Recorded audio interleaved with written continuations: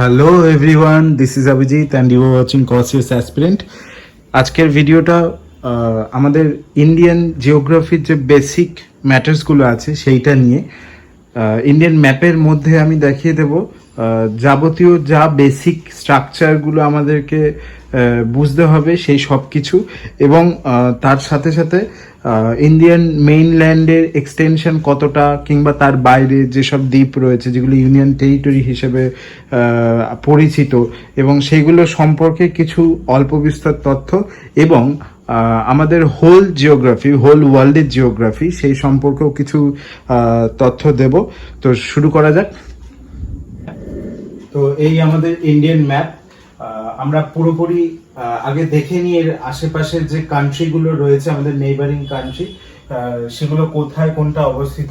আমরা সবাই জানি এই যে পোর্শনটা, এই পোর্শনটা হচ্ছে নেপালের অন্তর্ভুক্ত।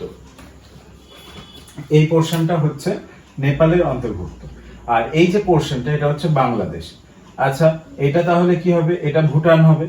আচ্ছা, এটা হবে ভুটান। আর নেক্সট তার উপরে যদি আমরা চলে যাই তাহলে এটা চায়না। তাহলে চায়না পেয়ে গেলাম। এইবার এদিকে হচ্ছে পাকিস্তান, জানি। তারপরে এদিকে আমরা পেয়ে যাচ্ছি কি?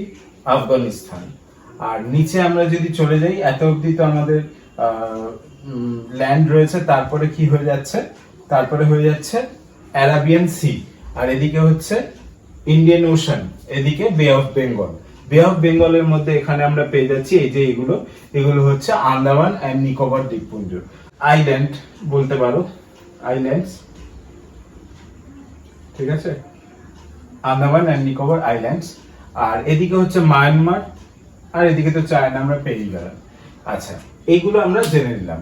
এবার যদিও আমাদের একটা বিষয় খুব জেনে রাখা দরকার, ঠিক এই জায়গাটা থেকে এত অবধি হচ্ছে পিওক এর আন্ডারে, আর ঠিক এইটা থেকে এত অবধি এটা হচ্ছে চায়নার আন্ডারে, যেটাকে আকসাই চীন বলে আমরা জেনে থাকি। তো আমাদের মাথাটা এরকম গোল হয়ে গেছে, কিছুটা ডিফেক্টেড এরিয়া বলা যায় এইগুলোকে। তো যদিও আমরা স্বাভাবিকভাবে যখন ইন্ডিয়ান ম্যাপ আঁকি এরকমই স্ট্রাকচারটা আঁকি। তো চলো চলে যাই নেক্সট। আর এইখানে হচ্ছে লাক্ষাদ্বীপ, মিনিকয়, মালদ্বীপ। এখানে যে পরপর দ্বীপগুলো থাকবে সেগুলো প্রথমে লাক্ষাদ্বীপ, তারপর মিনিকয়, তারপর মালদ্বীপ। তা প্রথমে হচ্ছে 9 ডিগ্রি চ্যানেল, যেটা লাক্ষাদ্বীপ আর মিনিকয়ের মধ্যে গেছে সেটা হচ্ছে 9 ডিগ্রি চ্যানেল। আর যেটা মিনিকয় আর মালদ্বীপের মধ্যে দিয়ে গেছে সেটা হচ্ছে 8 ডিগ্রি চ্যানেল। আর আমরা জানি যে একদম লিটল আন্দামান আর কার নিকোবর, এই যে আন্দামান আর কার নিকোবরের মধ্যে দিয়ে যেটা গেছে সেটা হচ্ছে 10 ডিগ্রি চ্যানেল। ঠিক আছে, তাহলে এটা আমরা নর্থ আন্দামান ধরবো, মিডল আন্দামান ধরবো, সাউথ আন্দামান ধরবো, আর এটা হচ্ছে লিটল আন্দামান। তারপরে চলে যাচ্ছে কার নিকোবর। তো কার নিকোবর আর লিটল আন্দামানের মাঝখানে হচ্ছে 10 ডিগ্রি চ্যানেল। হয়ে গেল। তো চলো এবার চলে যাবো নেক্সট, একটু ওয়াশ করে নিই।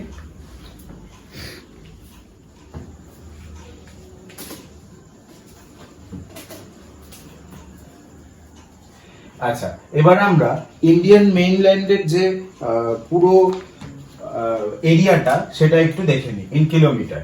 তো আমরা যদি উত্তর থেকে, এই যে নর্থে জম্মু কাশ্মীর থেকে একদম ক্যাপে কামৌরিন, যেটা হচ্ছে সাউদার্ন মোস্ট পয়েন্ট ইন্ডিয়ান মেইনল্যান্ডের, সেইটা অবধি যদি একটা দাগ টানি, কাল্পনিক রেখা, তাহলে সেইটা টোটাল এরিয়াটা হয়ে যাচ্ছে গিয়ে 3214 কিলোমিটার। 3214 কিলোমিটার। ঠিক আছে। আচ্ছা, আর যদি আমরা একদম গোয়ারমতি মানে গুজরাটের ওয়েস্টার্ন মোস্ট পয়েন্ট থেকে একদম অরুণাচল প্রদেশের কিবিথু পর্যন্ত একটা দাগ টানি, তো সেটা কি হয়ে যাচ্ছে? সেটা কত কিলোমিটার আছে?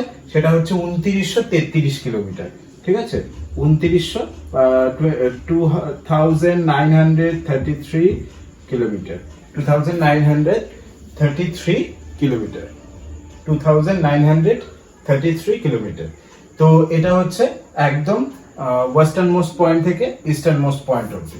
তো এটা তো গেল আমাদের টোটাল এরিয়াটা। এবার আমরা একটু দেখিনি পয়েন্ট গুলো কি কি আছে। আমরা জানি একদম জম্মু কাশ্মীরে এখানে ইন্দিরা কোল অবস্থিত,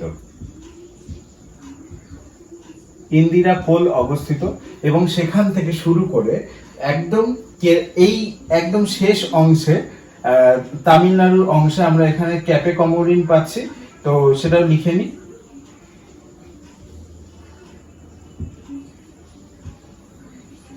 ঠিক আছে, ক্যাপে কমোরিন পাচ্ছি। আর এরপরে আমরা যদি দেখি যে একদম গুয়ারমতি থেকে ওদিকে কত দূর যাচ্ছে, কিবিথু পর্যন্ত। কিবিথুকে আমরা কি ধরছি, কিবিথুকে ধরছি eastern most point of India, আর এদিকে গুয়ারমতি।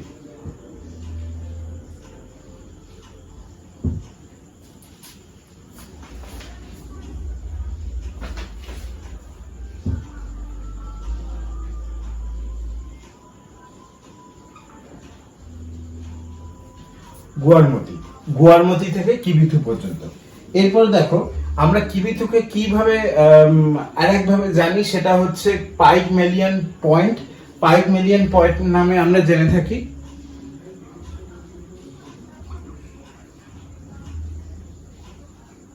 তো এটা আমাদের মাথায় রাখতে হবে। এরপরে আমরা যেটা আসবো সেটা হচ্ছে এই কন্যাকুমারিকা অন্তরীপ, এই জায়গাটাই কিন্তু ক্যাপে কমোরিন অবস্থিত ইন্দিরা কোল থেকে। এবার ইন্দিরা পয়েন্ট, ইন্দিরা পয়েন্টটা কোথায় অবস্থিত? ইন্দিরা পয়েন্ট হচ্ছে একদম লাস্টে, আন্দামান নিকোবর দ্বীপপুঞ্জের একদম লাস্টে অবস্থিত, লাস্ট পয়েন্ট, যেটাকে আমরা কি বলে জানি, এখানে ইন্দিরা পয়েন্ট জানি। এটা হচ্ছে ইন্ডিয়ান মেইনল্যান্ডের একদম বাইরে। ঠিক আছে, তো এইটা হলো আমাদের টোটাল ইস্টার্ন মোস্ট পয়েন্ট থেকে ওয়েস্টার্ন মোস্ট পয়েন্ট, আর নর্দার্ন মোস্ট পয়েন্ট থেকে সাউদার্ন মোস্ট পয়েন্ট। তো এই দুটো আমরা দেখে নিলাম। এরপর আমাদের দেখতে হবে যে আমাদের যে টোটাল যে মেইনল্যান্ডের ল্যাটিটিউড আছে, লংটিটিউড আছে, সেইগুলো। তো ল্যাটিটিউড লংটিটিউড যদি আমরা দেখতে যাই, উত্তরে একদম জম্মু কাশ্মীর থেকে শুরু করে তামিলনাড়ু পর্যন্ত আমাদের দেখো, প্রথমে এটা ল্যাটিটিউড, এটা হচ্ছে লংটিটিউড। ঠিক আছে, অক্ষাংশগুলো আমরা কিভাবে জানি? অক্ষরেখাগুলো যদি আমরা একটা কাল্পনিক পৃথিবী এঁকে নিই, তো এখানে দেখো অক্ষরেখাগুলো কিরম ভাবে বিস্তৃত, সেটা হচ্ছে এইরকম, এরকম ভাবে বিস্তৃত অক্ষরেখাগুলো, যেটা কি করছে পৃথিবীকে, তার মধ্যখানে যেটা 0 ডিগ্রি, সেটা হচ্ছে নিরক্ষরেখা, যেটা পৃথিবীকে উত্তর গোলার্ধে আর দক্ষিণ গোলার্ধে ভাগ করছে। আর দ্রাঘিমা রেখাগুলোর মধ্যখানে একটা মূল মধ্যরেখা থাকে, যেটা 0 ডিগ্রি, যেটা পূর্ব আর পশ্চিমে পুরো পৃথিবীকে ভাগ করছে। দ্রাঘিমা রেখাগুলো এইভাবে থাকে। ঠিক আছে, যেটা পূর্ব পশ্চিমে ভাগ করে এবং অর্ধবৃত্তাকারে পৃথিবীকে ভাগ করে। তো এবার দেখো, আমরা আমাদের যে ইন্ডিয়ান মেইনল্যান্ড আছে, উত্তর থেকে দক্ষিণে বিস্তৃত এবং পশ্চিম থেকে পূর্ব দিকে, তো এই টোটাল এরিয়াটা আমরা বার করব কিভাবে? অক্ষরেখার মাধ্যমে। তো অনেক সময় প্রশ্ন আসে যে অক্ষরেখা আর দ্রাঘিমা রেখার মাধ্যমে ইন্ডিয়ান মেইনল্যান্ডের আয়তন কত, তাহলে আমাদের যে টোটাল এরিয়াটা আছে কতটা বিস্তৃত আছে, তো সেইটা আমরা বার করব। তা দেখো এখানে একটা ছবি রয়েছে। তো ইন্ডিয়ার একদম লাস্ট পয়েন্ট উত্তর দিকে দেখো 37 ডিগ্রি 6 মিনিট উত্তর অক্ষরেখা, মানে কি 37 ডিগ্রি 6 মিনিট নর্থ ল্যাটিটিউড থেকে 8 ডিগ্রি 4 মিনিট নর্থ ল্যাটিটিউড পর্যন্ত বিস্তৃত। তার মানে আমরা পেয়ে গেলাম কি উত্তর থেকে দক্ষিণে টোটাল মানটা পেয়ে গেলাম। এবার দেখো নেক্সট আমরা পাচ্ছি কোথায়, এবার পূর্ব পশ্চিমেরটা তো আমাদের বার করতে হবে। 68 ডিগ্রি 7 মিনিট ইস্ট লংটিটিউড থেকে শুরু করে এই দেখো এখানে 97 ডিগ্রি 25 মিনিট ইস্ট লংটিটিউড পর্যন্ত বিস্তৃত। তাহলে বোঝা গেল 68 ডিগ্রি 7 মিনিট পূর্ব দ্রাঘিমা রেখা থেকে শুরু করে 97 ডিগ্রি 25 মিনিট পূর্ব দ্রাঘিমা পর্যন্ত বিস্তৃত। তাহলে আমাদের পুরো দেশের যতটা আয়তন, যতটা বিস্তৃত রয়েছে, সেটার মানটা কিন্তু আমরা বার করে নিলাম। কার মাধ্যমে? অক্ষরেখা এবং দ্রাঘিমা রেখার মাধ্যমে। তো এবার দেখো আমাদের যে ট্রপিক অফ ক্যান্সার আছে, এর উপর ডিপেন্ড করে কিন্তু অনেক সময় আমাদের প্রশ্ন আসে, যেগুলো ধরো 21শে মার্চ, 21শে জুন, ঠিক আছে, তারপর হচ্ছে 23শে সেপ্টেম্বর, 22শে ডিসেম্বর, এই যে এই দিনগুলোর মধ্যে কোনটাতে দিন রাত্রি পরিমাণ সমান হচ্ছে উত্তর গোলার্ধে, কোনটাতে দিনের পরিমাণ বেশি, কোনটাতে রাতের পরিমাণ বেশি, কেন বেশি, সূর্যের থেকে পৃথিবীর অবস্থান তখন কিরকম থাকে, কত ডিগ্রি কোণে হেলানো থাকে, যার পরে উত্তর গোলার্ধে বেশি দিন হচ্ছে, দক্ষিণ গোলার্ধে কম। এই ব্যাপারটা কিন্তু পুরোপুরি কর্কটক্রান্তি রেখা, নিরক্ষরেখা, ঠিক আছে, মকরক্রান্তি রেখা, এই টোটালটার উপর কিন্তু ডিপেন্ড করে। তো এখন আমরা কর্কটক্রান্তি রেখাটা দেখে নিই। ট্রপিক অফ ক্যান্সার আমাদের কিসের উপর দিয়ে গেছে, কার কার উপর দিয়ে যাচ্ছে, গুজরাটের উপর দিয়ে গিয়ে একদম এইখান দিয়ে কিন্তু কেটে মায়ানমারে চলে যাচ্ছে। তো এই লাইনটাকে আমরা কি নামে পরিচিত করছি, সেটা হচ্ছে ট্রপিক অফ ক্যান্সার। ঠিক আছে, ট্রপিক অফ ক্যান্সার। এইবার দেখো, এইটা আমরা এরকম ভাবে প্রশ্ন পাবো যে ট্রপিক অফ ক্যান্সার কোন কোন স্টেটের উপর দিয়ে গেছে। তো আমরা সেইটার লিস্টটা করে নিই। সেটা দেখো, আমাদের প্রথমে দেখতে হবে যেটা গুজরাট, এই অংশটা হচ্ছে গুজরাটের আন্ডারে পড়ছে। তাহলে গুজরাট, জি ফর গুজরাট লিখলাম। এরপরে কোন পার্টটা আমাদের এখানে কভার করছে, সেটা হচ্ছে রাজস্থান।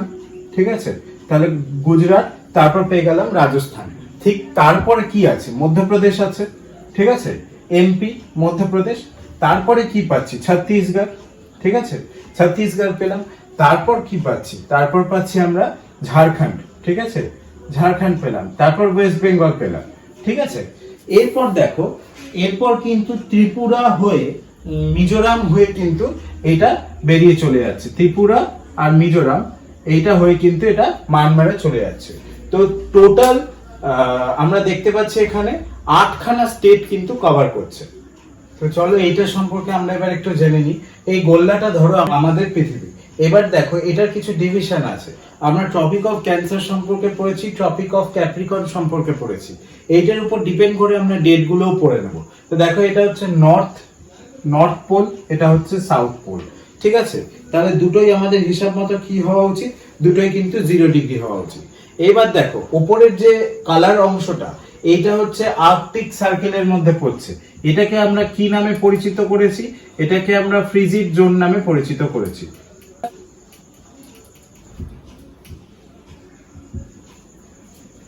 এটাকে আমরা ফ্রিজিড জোন নামে পরিচিত করেছি। তো এইটার আমরা মানটা কত জানি, সেটা হচ্ছে 66.5 ডিগ্রি নর্থ। তাহলে লিখে নিই 66.5 ডিগ্রি নর্থ, এইটা হচ্ছে এটার মান। আচ্ছা, এটার এই লাইনটা আমরা দেখে নিলাম। এরপরে যে ট্রপিক অফ ক্যান্সার জানি আমরা 23.5 ডিগ্রি উত্তর অক্ষরেখাকে আমরা ট্রপিক অফ ক্যান্সার বলছি। তাহলে লিখে নিই 23.5 ডিগ্রি উত্তর অক্ষরেখা বলতে আমরা জানি ট্রপিক অফ ক্যান্সার। এরপর দেখো, এই যে মাঝখানের লাইনটা আমরা বলেছিলাম, অক্ষরেখাগুলোর বরাবর যে লাইনটা মাঝখানে থাকছে, যেটা পুরো পৃথিবীকে উত্তর দক্ষিণে ভাগ করছে, সেটার মান 0 ডিগ্রি, সেটা হচ্ছে নিরক্ষরেখা। এর উপর যখন মানে এই অঞ্চলে, নিরক্ষরেখার অঞ্চলে যে জায়গাগুলো রয়েছে, যে বসতিগুলো রয়েছে, সেইগুলোতে কিন্তু অ্যাভারেজলি দিন রাত্রির পরিমাণ সারা বছরই সমান থাকে। কারণ সূর্যরশ্মি যখন ইকুয়েটরে পড়ে, তো সেখানে দিন রাত্রির পরিমাণ কিন্তু সমান থাকে। আর আমরা এটাও দেখবো যে ইকুয়েটরে যখন সূর্যরশ্মি পড়বে, তখন কিন্তু দিন রাত্রির পরিমাণ কিন্তু উত্তর গোলার্ধে সমান থাকে। ঠিক আছে, কিছু কিছু স্পেসিফিক ডেতে। এরপরে আমরা পেয়ে যাচ্ছি, দেখো, Tropic of Capricorn. Tropic of Capricorn, এটার আমরা কত জানি, এটা 23.5 ডিগ্রি সাউথ। ঠিক আছে, 23.5 ডিগ্রি সাউথ। এরপরে আমরা পাচ্ছি, দেখো, অ্যান্টার্কটিক সার্কেল, যেটা হচ্ছে 66.5 ডিগ্রি সাউথ। ঠিক আছে, এরপর দেখো, এরপর আমরা একটা জিনিস যেটা জানবো, সেটা হচ্ছে ফার্স্ট 21শে মার্চ। 21শে মার্চ তারিখটা কেন এত বিখ্যাত, কারণ 21শে মার্চ আর 23শে সেপ্টেম্বর, এই দুটো ডে আমরা আগে লিখে নিই। 21 মার্চ আর 23শে সেপ্টেম্বর, এই দুটো কেন এত ইম্পর্টেন্ট। দেখো, 23শে সেপ্টেম্বর আর 21শে মার্চ, এই দুটো ডেতেই কিন্তু দিন রাত্রির পরিমাণ সমান থাকে। মানে হচ্ছে 12 ঘন্টা দিন, 12 ঘন্টা রাত। কেন হচ্ছে এটা, আমি এইমাত্র বলেছি যে উত্তর গোলার্ধে যখন বসন্তকাল হয়, তখন এইটা ভার্নাল ইকুইনক্স নামে আমরা জানি। এবার দেখো এইখানে 21শে মার্চ তারিখে সূর্যরশ্মি কোথায় লম্বভাবে কিরণ দিচ্ছে? সূর্যরশ্মি লম্বভাবে কিরণ দিচ্ছে ইকুয়েটরের উপর, ঠিক আছে। এবার সেখান থেকে যখন ট্রপিক অফ ক্যান্সারের দিকে যাচ্ছে, ঠিক আছে, মানে কর্কটক্রান্তি রেখার উপর যাচ্ছে, তখন সেটা কিন্তু দিন রাত্রির পরিমাণ বাড়া কমা এরকম কিন্তু হতে থাকছে। তো ইকুয়েটরে থাকাকালীন কিন্তু এই দুটোর পার্টিকুলার ডেতে কিন্তু এটা একটু আগু পিছু হয়। এটা 20শে মার্চ অনেক সময় নেয়, এটা 22শে সেপ্টেম্বরও নেয়, ঠিক আছে। তো এটা নিয়ে মানে হ্যারাসমেন্টে পড়ার কোনো ব্যাপার নেই, একটু মাথায় রাখলেই হবে। তো এবার হচ্ছে ইকুয়েটর থেকে যখন সূর্যরশ্মি লম্বভাবে কিরণ দিচ্ছে, সেখান থেকে যখন আস্তে আস্তে রশ্মিটা উপরের দিকে চলে যাচ্ছে, কারণ এই পৃথিবী তো হালকা বেঁকে ঘোরে, হালকা 66.5 ডিগ্রি হেলে ঘোরে, ঠিক আছে। তো যখন এই অংশটা এই 21শে মার্চ তার পর থেকে যখন 21শে জুন আসছে, আমরা লিখে নিই 21 জুন, তখন আমরা দেখবো সূর্যের অবস্থানটা এই তো। এইবার সূর্যের সামনে পৃথিবীর অবস্থানটা ঠিক কিরকম? পৃথিবী একটু এই রকম উত্তর দিকটা সূর্যের দিকে হেলে থাকে, ঠিক আছে, এবং সূর্যের চারিদিকে ঘুরতে থাকে। এর ফলে কি হচ্ছে, উত্তর দিকটা সূর্যের দিকে আসায় এই রশ্মিটা চলে যাচ্ছে ট্রপিক অফ ক্যান্সারের দিকে। তাহলে সূর্য রশ্মি যখন ট্রপিক অফ ক্যান্সারের উপর লম্বভাবে কিরণ দিচ্ছে, মানে 23.5 ডিগ্রি নর্থের উপর, তখন কিন্তু দেখতে পাচ্ছি উত্তর গোলার্ধে আমরা কি পাচ্ছি, দিনের পরিমাণ বেশি, রাতের পরিমাণ কম। আর এদিকে যেহেতু দক্ষিণ গোলার্ধ একদম সূর্যের থেকে দূরে অবস্থান করছে, আমরা হিসাব মতো দেখতেই পাচ্ছি যে নর্থটা কিন্তু সূর্যের সামনে, সাউথটা দূরে। তাহলে এখানে কিন্তু দিনের পরিমাণ কম হচ্ছে, কারণ সূর্যরশ্মি তখন এই টপিক অফ ক্যান্সারের উপর কিন্তু লম্বভাবে কিরণ দিচ্ছে।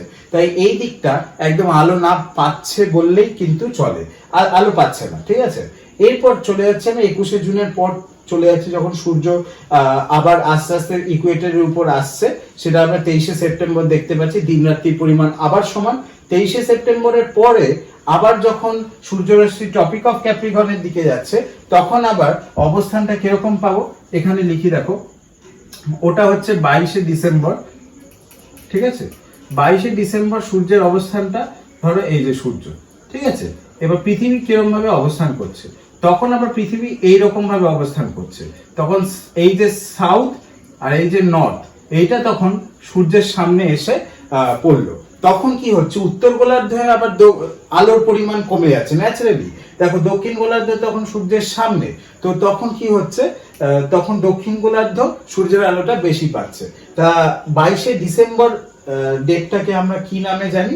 আমরা জানি যে উইন্টার সলস্টিস নামে, ঠিক আছে। তো এইটার পার্টিকুলার নেমটা তো আমরা জেনে নিলাম। এবার যেহেতু এই সাউথটা সূর্যের দিকে থাকছে, তখন উত্তর গোলার্ধে কিন্তু একদম দিনের পরিমাণ কম, রাতের পরিমাণ বেশি। তাই আমরা দেখো ডিসেম্বর মাসটা আমাদের তো ঠান্ডার কাল, তো তাই উত্তর গোলার্ধে ঠান্ডা থাকছে এবং দিনের পরিমাণ কম, রাতের পরিমাণ বেশি, সন্ধ্যা নেমে যায় তাড়াতাড়ি, ঠিক আছে। এইবার দেখো এদিকে কিন্তু আবার দিনের পরিমাণ বেশি, রাতের পরিমাণ কম। তো যেটা ধরো এইখানে যেটা ধরো 1 হচ্ছে, তো এটা ঠিক বিপরীত হবে, এখানে +1 হলে এটা -1 হবে, মানে ব্যাপারটা ঠিক বিপরীতে আসবে। এটা যা হবে এটা তার অপোজিটে হবে, ঠিক আছে। এটা দিন বেশি হলে এটা দিন কম, এটা রাত বেশি হলে এটা রাত কম, ঠিক আছে, এরকম। তো আমরা কিন্তু বুঝে নিলাম। তো আমরা একবার ঝালিয়ে নিই নামটা, দেখো 21 মার্চ, যেটা আমরা ভার্নাল ইকুইনক্স নামে জেনে থাকি। ডিসেম্বর মাসটা আমরা উইন্টার সলস্টিস নামে জেনে থাকি। আর 23শে সেপ্টেম্বরের নাম আমরা কি নামে জানবো, সেটা হচ্ছে শরৎকালীন মহাবিষুব বলে বা জলবিষুব, অটম ইকুইনক্স। 23শে সেপ্টেম্বর অটম ইকুইনক্স। নেক্সট ভালো করে বুঝতে পারবে, দেখো একটা ছবি আমি দিয়েছি, এইটা পুরোপুরি দেখো 21শে মার্চ আর 23শে সেপ্টেম্বরটা দেখো সূর্য রশ্মিটা একদম সমান রয়েছে, দেখো। আর যেই আমরা 21শে জুনটা লক্ষ্য করব আর 22শে ডিসেম্বরটা লক্ষ্য করব, ওর কাছাকাছি ডেট আছে এগুলো। তো দেখো এখানে দেখো কিভাবে বেঁকে তেরছা ভাবে আলোগুলো পড়েছে। তো এইভাবে কিন্তু আমাদের সবকিছু কন্ট্রোল হচ্ছে। তো চলে যাবো, চলো নেক্সট।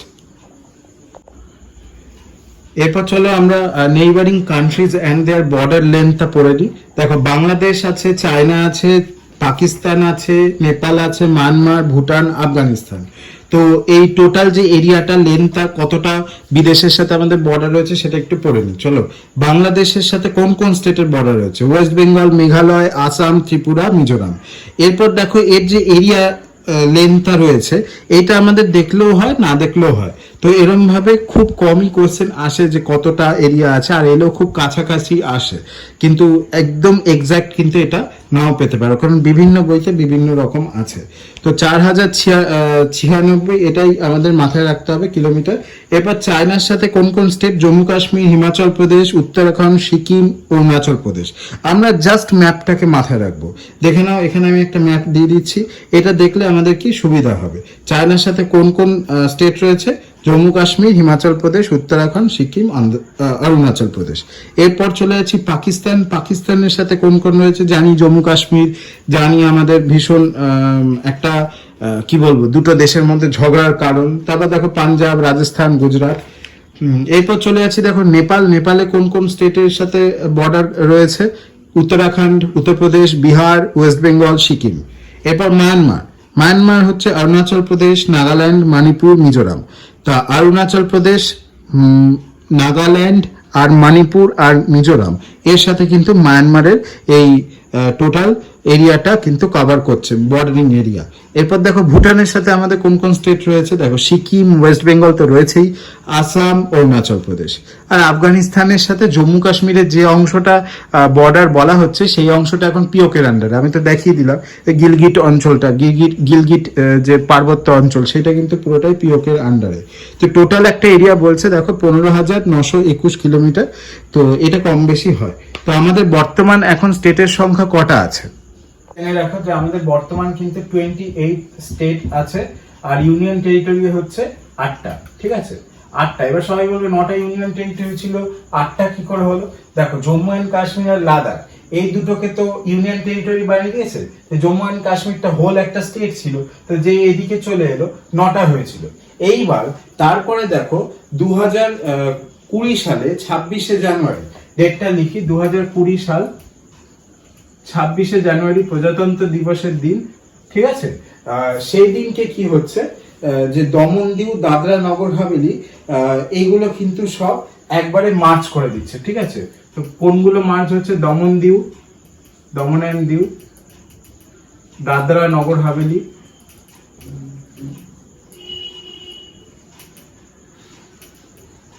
ঠিক আছে, এইগুলো কিন্তু একদম মার্চ হয়ে যাচ্ছে।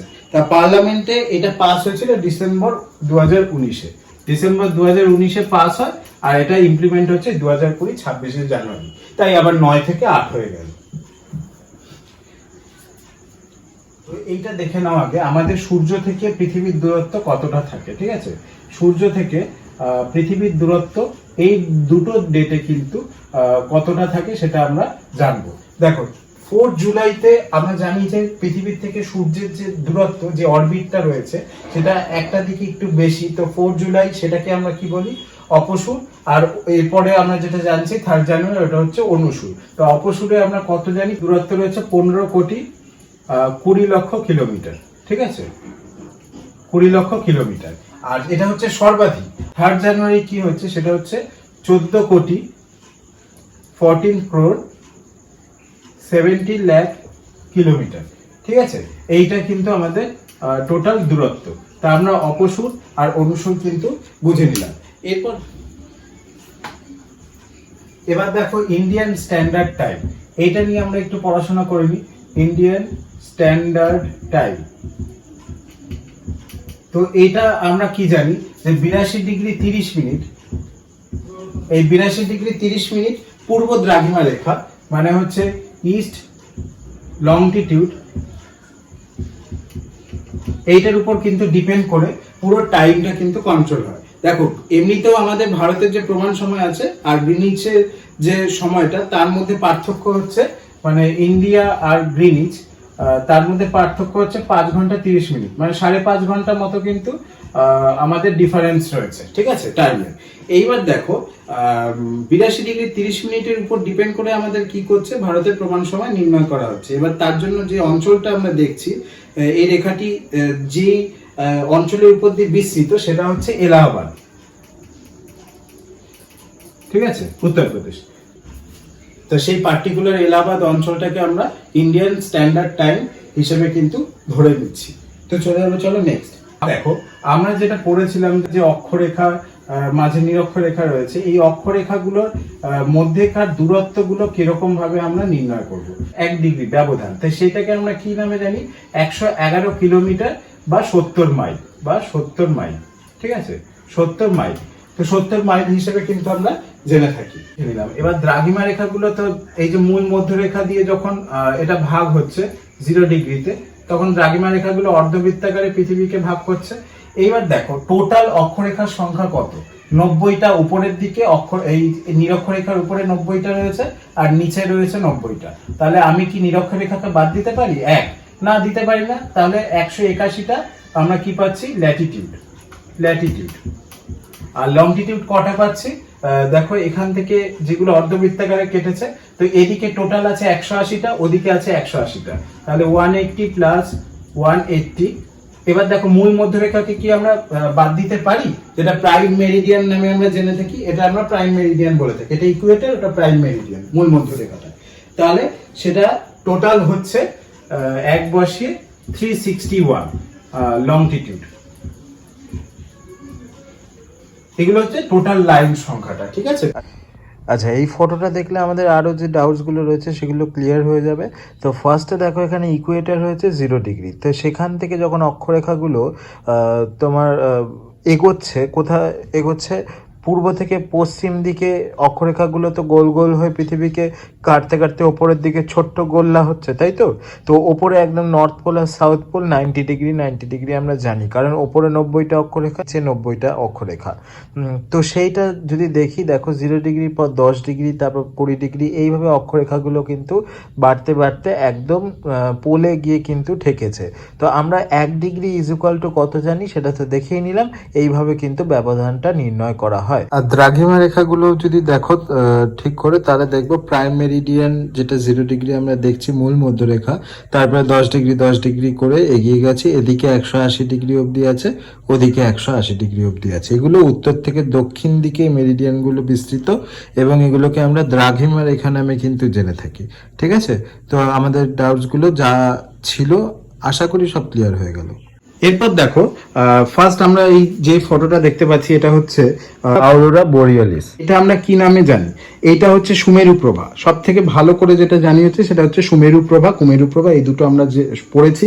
তো সুমেরু প্রভা আমরা সুমেরু অঞ্চল মানে নর্দার্ন সাইডে দেখছি, যে মেরু অঞ্চলে 6 মাস ব্যাপী অন্ধকারের সময় মাঝে মাঝে আকাশ রামধনুর মতো অস্পষ্ট আলো দেখা যায়। তো দেখো রামধনুর মতো আলো, অত্যন্ত সুন্দর, এবং এটাকে আমরা আওরা বোরিয়ালিস নামে জেনে থাকি।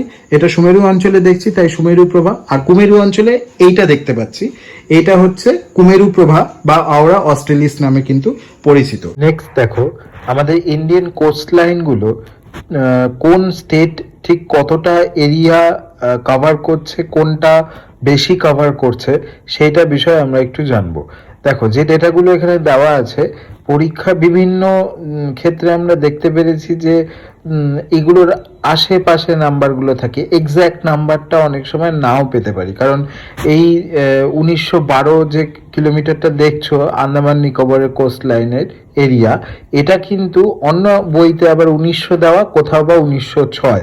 তো আমাদের সেটা মাথায় রাখতে হবে যে এর কাছাকাছি, এই এক্স্যাক্ট নাম্বারটার কাছাকাছি যেটা হবে সেটাই আমাদের কিন্তু রাইট অ্যান্সার হবে। তো ফার্স্ট দিয়ে দিয়েছে আন্দামান নিকোবর আইল্যান্ডের কোস্ট লাইন এরিয়া হচ্ছে 1912 kilometre. Next Gujarat 1600 kilometre, Andhra Pradesh 974 kilometre, Tamil Nadu 1076 kilometre, Maharashtra 720 kilometre, and West Bengal 157 kilometre. দেখো কেরালার মোট কোস্টলাইন এরিয়া কত রয়েছে? 589.5 কিলোমিটার। এর কাছাকাছি যেটা থাকবে অপশনে, ধরো 590 বা 96 এরকম থাকতে পারে, সেটাই কিন্তু আমরা নেব, কারণ অ্যাপ্রক্সিমেটলি আমাদের ব্যাপারটা চুজ করতে হবে। কারণ প্রপার যে ডেটাটা সেটা সব জায়গায় কিন্তু এক নেই, পরীক্ষাতেও অন্য আসতে পারে। হয়তো নেটে যেটা দেখবে সেটা হয়তো পারফেক্ট উইকিপিডিয়াতে পেতে পারো, কিন্তু তারপরেও কিন্তু একটা সংশয় থেকে যায়, কারণ পরীক্ষাতে যে কোয়েশ্চেনগুলো আসবে সেগুলোতে হয়তো অন্য কিছু ডেটা রইলো। তো যদিও সেটা লাগোয়াই থাকে, সেটা আমাদের চুজ করতে হবে, চিনে নিতে হবে। ওডিশার রয়েছে 480 কিলোমিটার, কর্ণাটকার রয়েছে 320 কিলোমিটার, লাক্ষাদ্বীপের রয়েছে 132 kilometre, Daman and Diu 27 kilometre, আর গোয়া 105 কিলোমিটার। আমরা যদি দেখি একদম হাইয়েস্ট কোস্টলাইন এরিয়া রয়েছে কার, আন্দামান নিকোবরের, কত 1912 কিলোমিটার, আর সবচেয়ে কম বললে হচ্ছে 27 কিলোমিটার কার, দমন অ্যান্ড দিউ। তো আজকের মতো এখানেই, নেক্সট অন্য একটা ভিডিও নিয়ে আসবো, সেটাই আরও নতুন নতুন টপিক নিয়ে আমরা জানবো, নতুন ডেটা। আর ধরো আজকের এই যেটা বেসিক জিওগ্রাফিটা পড়লাম, এটার মধ্যেই কিন্তু ধরো সব কটা কমপ্লিট হয়ে গেল, এটাও কিন্তু ভাবার কোনো মানে হয় না। কারণ দেখো, আমি যদি 10টা বই ঘেটেও একটা ভিডিও বানাই বা একটা ডেটা দিয়ে একটা সব কিছু দিয়ে বানালাম, তাও কিন্তু কোনো না কোনো জায়গায় একটা না একটা দুটো ডেটা কিন্তু বাদ থেকেই যায়। সেটা কিন্তু আমরা কিভাবে পূরণ করব, সেটা যখন নেক্সট কোয়েশ্চেন অ্যান্সার প্র্যাকটিস করব চ্যাপ্টার ওয়াইজ বা মিসলিনিয়াসলি, তখন কিন্তু সেগুলো একেবারে কভার করে নেব। ঠিক আছে? তো সেটা নিয়ে চিন্তা করার কোনো ব্যাপার নেই। জাস্ট ভিডিওগুলোকে ফলো করতে থাকবে, দেখতে থাকবে, যাতে একটাও মিস না যায়। কারণ এক একটা ভিডিওতে এমন হতেও পারে যে কোনো তোমাদের কাছে যে বইটা আছে সেটা হয়তো সব ডেটা নেই, সেগুলো তোমরা এখান থেকে জানতে পারবে ইজিলি ঘরে বসে। তো আজকের মতো এখানেই, নেক্সট ভিডিওতে আবার দেখা হবে। জয় হিন্দ।